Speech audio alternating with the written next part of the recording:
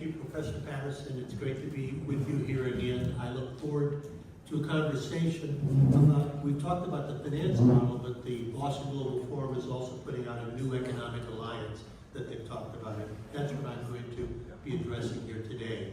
And I really think that there's a profound realignment that is underway. It's not just in global politics, but it's in global technology. And the world is dividing digitally. China is accelerating this divide. Its cybersecurity and data laws compel firms to share information with the state while concealing that access to the world. Its civil military fusion is fueling an AI-powered military buildup with global consequences. The U.S. response is not, as Lenin warned, of selling the rope by which we would be hanged, but instead by having restrictions on advanced chips and compute infrastructure. Yet this is not merely a competition really between technologies, it's a contest between systems. The question isn't just who has the fastest model, but who will shape the digital future, its rules, its reach, its values. As Secretary Raimondo made clear, it is no longer realistic for nations to fully participate in both the American and the Chinese tech ecosystems. A split is underway. A two-way race has begun. No third digital pole can match the scale of China or the United States. Only these two powers combine the frontier models, the advanced compute, the global cloud reach. Here, the U.S. holds a distinct advantage. The majority of digital content, scientific research and training data is in English. This gives American-aligned models a structural advantage in reasoning and global relevance. The race is ours to lose, but we can still fumble the future if we fail to act strategically. And I'm going to outline 5 steps that I think we need to take. The first is we need to build a trusted alliance, not a fragmented ecosystem. The Boston Global Forum's new economic alliance reflects a central truth. We cannot go it alone. The U.S. must deepen its partnership with traditional allies like the UK, Japan, South Korea, and the EU. We must forge tighter alliances with India. But we also must reach out to rising powers like Vietnam, Brazil, Kenya, and many others. But there's 2 internal risks that I see that could fracture this coalition from within.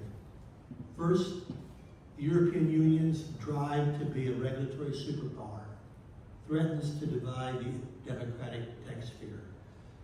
While well-intentioned, overly rigid AI rules risk stifling innovation, as well as creating incompatibilities with trusted partners. The answer should not be regulatory convergence, but interoperability, allowing systems to work together securely, upholding rights, and safety while encouraging innovation. That's why the Wabe Institute convened a roundtable in Geneva alongside the WTO's Global Forum last September to explore how can we ensure democratic models of AI leadership can remain dynamic, responsive, and aligned across borders. The second risk and the second step is U.S. has the risk of overcorrecting. Our export controls currently allow unrestricted access to just 18 countries. That's left out is 22 NATO countries, India, Israel, and others that could and should be part of our trusted system. Every country America excludes, China would be happy to include. Security and market access must go hand in hand. Restricting too much too fast will undercut U.S. firms, cede ground to China, and drive neutral countries towards Beijing's orbit.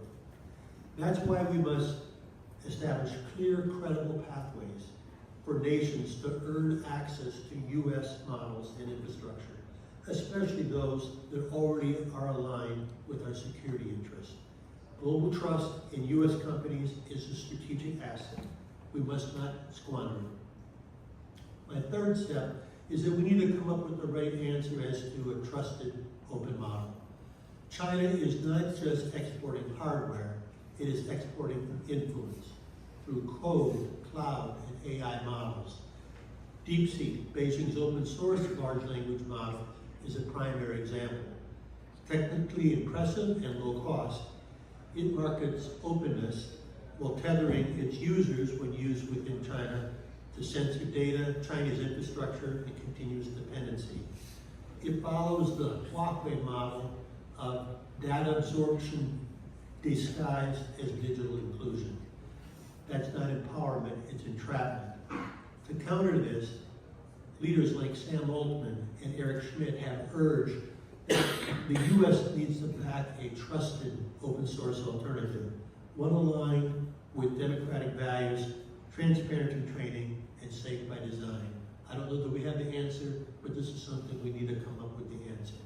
And I would say that whether it's an open model or a closed, that the U.S. must ensure its companies remain the global default through capability, trust, and accessibility, and that requires strategic openness, not reflexive restriction.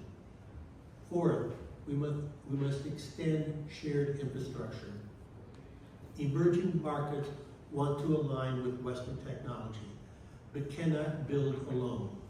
If we do not help them construct their digital futures, China will gladly sell them. We must support shared AI infrastructure across regions like Southeast Asia, Latin America, and Africa.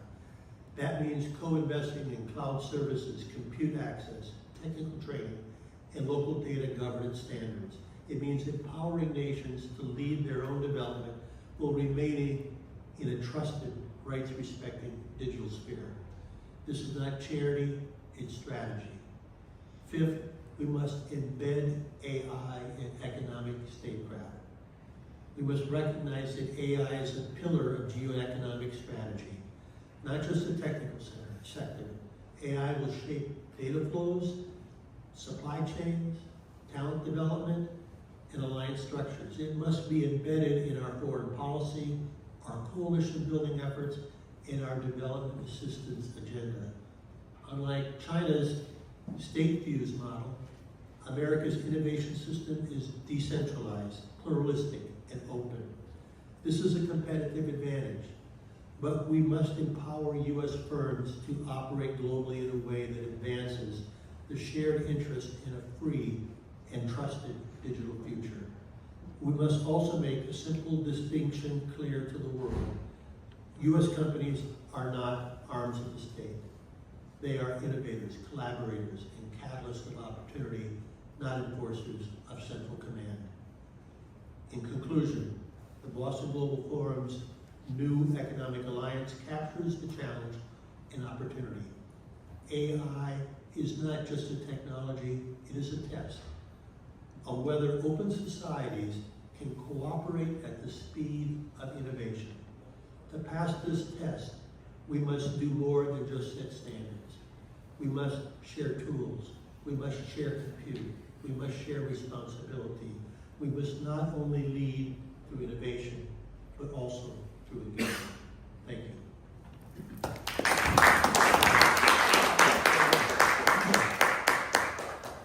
Good. Thank you, Mark. Questions, thoughts, observations, responses?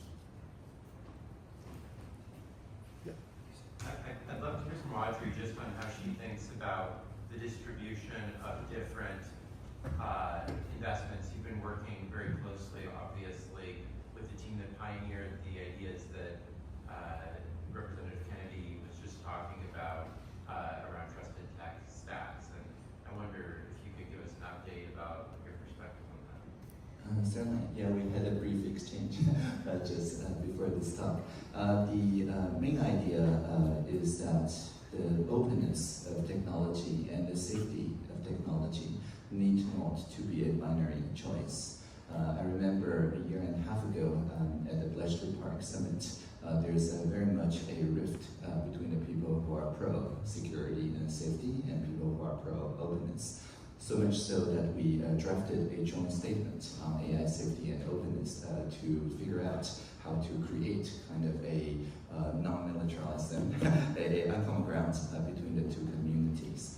And I'm happy to report that a few months ago at the Paris AI Action Summit, I was in a panel, and to my right was Eric Schmitz, caring very much about security, and to my left, Yale Quinn, caring very much about openness. And then we launched something called Roost together. Roost stands for the Robust Open Online Safety Tools. It accelerates the part that does not actually increase the harms of AI. For example, if you have decentralized way to detect CSAM, that is to say the child sexual abuse materials, which are synthetic now. The old defense, which relied on Microsoft DNA, some centralized scanning service, used to work when it's just a few criminal organizations producing such content. But now, because the production of such content is entirely running in airplane mode on a MacBook, right? So it's impossible to rely on centralized service to update in real time, and therefore the defense also has to be decentralized as well. And so by making innovations on the models that using the multimodal latent space to turn the images into its equivalent in its textual form, we do not violate the law by holding such text in federated chaining. And then we launched with Roblox, with Discord, with Blue Sky, and many medium-sized players so that we can scan for such dangerous content in real time in a way that does not violate privacy or succumb to surveillance. So this is just one example. But think of the broader cyber defense, info defense, bio defense, if there's a way to manufacture high-grade medical mask in a decentralized fashion very quickly. Again, that does not produce bio-risk, but rather it makes biodefense possible in a decentralized way. So in the Monica designed by Vitalik Buterin of Ethereum, he calls this the D/ACK, or differential acceleration. We accelerate the part of AI that is decentralized, democratic, and defensive. And if we do this kind of joint investment, then we can set a global standard that raise the bar on the AI safety, and all the models from authoritarian regime that does not respect these kind of basic safety guardrails will be looked down by the market. And so the D/ACK direction, I think in general, agrees with the joint statement of safety and openness and the plurality pluralistic alignment agenda, and that is one of the very concrete deliveries of the Paris AI Action Summit. For more details, check out Roost tools. And I would just commend Roost as a great example of open source by making, as Audrey said, the safety tools available to everyone, because we don't want to have them redevelop their own safety tools. If we can make those widely dispersed, then all of AI will be. Yeah, thank you, Mr. Kennedy. Two questions. One was, you made reference to the export restrictions that were placed in the last few days of the previous US administration in January, including countries like India, etc., that have restrictions placed on them in terms of access to technology. Is that up for review, because it was only done in January? Secondly, related to that, a lot of what you said was about alliance building, the need for trust and all of that. How do you assess that in the current context of the new administration, where in fact a lot of that seems to be eroding rather quickly? Let me address each in turn. First of all, yes, that was put out at the tail end of the Biden administration. It's called the AI diffusion rules. It does some useful things because we put out chip restrictions, but then you can still get access to those chips through the cloud. So this included the cloud in it. It has some standards as to how cloud providers need to provide it, which I think are good. But what it does, as I mentioned earlier, it has 18 countries. Part of that's, do you have your own export controls? Because if we're going to have export controls, we don't want to include anybody in the tent that doesn't have any export controls, which is why I think there needs to be a clearly defined to any country. If you want to be in our our ecosystem. Here's the kind of functionality you need to have within the country. But there's also protectionist measures embedded within that as to what % of the compute we need to keep within the US, what % of the compute we need to keep within those 18 countries, and what those 18 countries can do outside. So I fear that if it comes to a country like, can you bet, Brazil or Vietnam, that they may be restricted of servicing that country's needs and sort of handing the market over to China. I worry that the next administration may actually ignore those limitations and make it even more strict. So we need to watch that very closely. I hope we have a long game with what we're doing now, because if the long game is to say we want to break down the trade barriers amongst countries, and so U.S. is going to put up trade barriers until you come to the table and talk about lowering your own. We could end up with a more open world at the end of this. I hope that's the case. India, as you know, is one of the countries with which they're talking about doing a trade negotiation.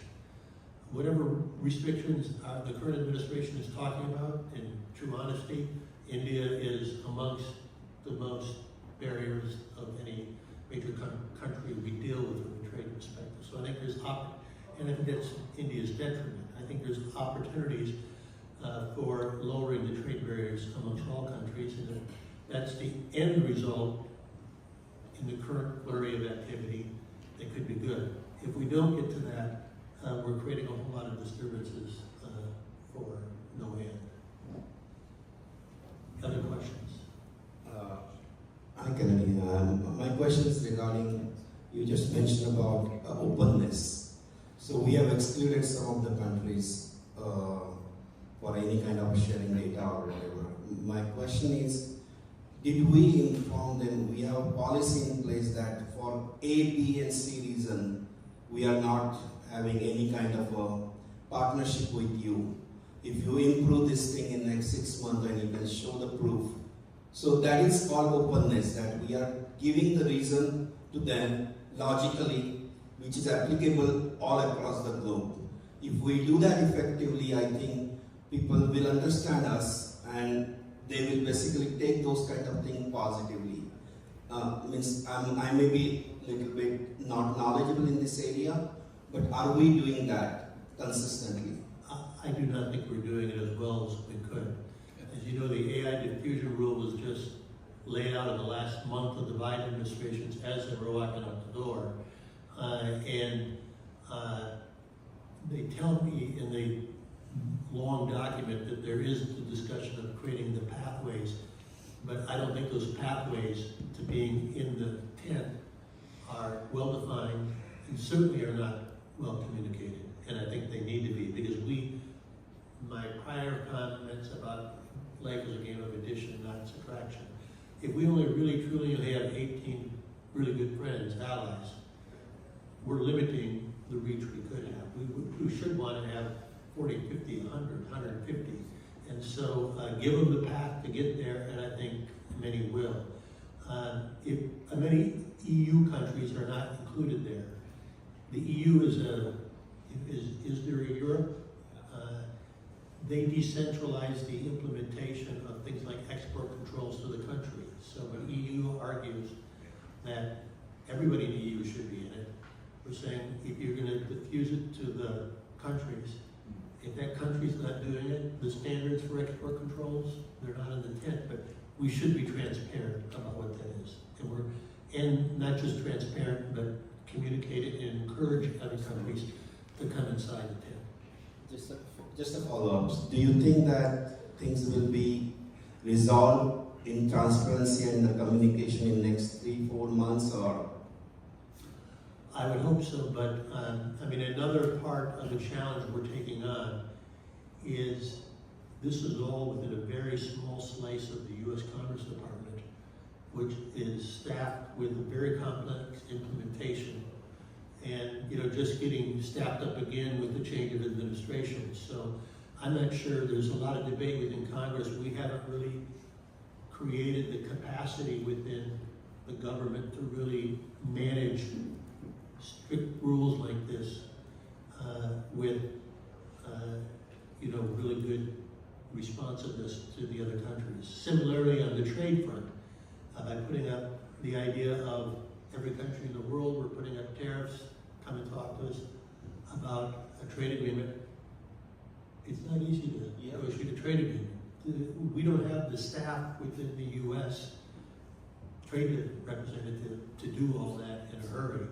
So I'm not sure that at a minimum the strategy of having the capacity to make the change, foster the change that the administration wants to do they have the team on the ground that can execute that? And I don't know that they do. Thank you. Mark, I have a question. Taking into consideration your deep experience in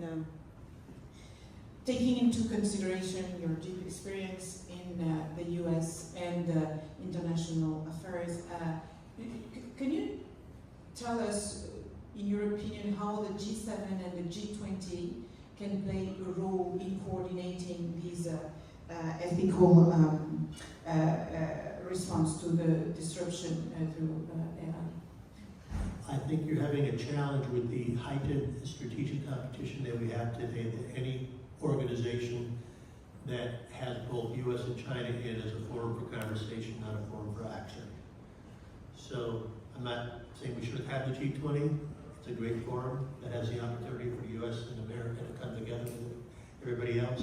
But I think really the key pillar of global action is more the G7. And I think what you're finding is that China is trying to make the BRICS an alternative to the G7 and create a competition between the two. What has helped the G7 is unity of action. And I always say that when people ask what's the most important thing that happened out of G7, I says the first thing is they agreed on something. And that's not always easy to do. G7 has done a fairly good job of reaching out, particularly when Japan was hosting, reaching out to other countries as observers and trying to bring them in, and I'll probably be writing a piece to say that perhaps the G7 should be added to. The challenge is that the more you add to it, the harder it is to get that unity. But you want to keep that unity, and you want to have it be as big and broad as you can and still get the unity. And then you want to make sure you have outreach to other countries. I think there's a huge, such a wide variety of views within the BRICS that's getting added to by adding more people to it, that the likelihood that the BRICS are going to get any kind of cohesive action is minimal. It's also there, India's in a fulcrum point there where I think China is taking India for a ride in many ways on the BRICS in a way that's making India increasingly uncomfortable and will have difficult decisions to make. But I think the G7 is central to U.S. leadership. A bigger, broader issue, which I may not be able to solve, is all the other multinationals, particularly the World Trade Organization, on which our Global Trading Foundation rests. Yet there is a lot of people that are ignoring it or thinking that we don't need it anymore. But every other trade relationship is built on a WTO base, and we need to figure out something there. We have time for one more question, which also means time for no more questions. Other question on Mark? Mark, thank you so much.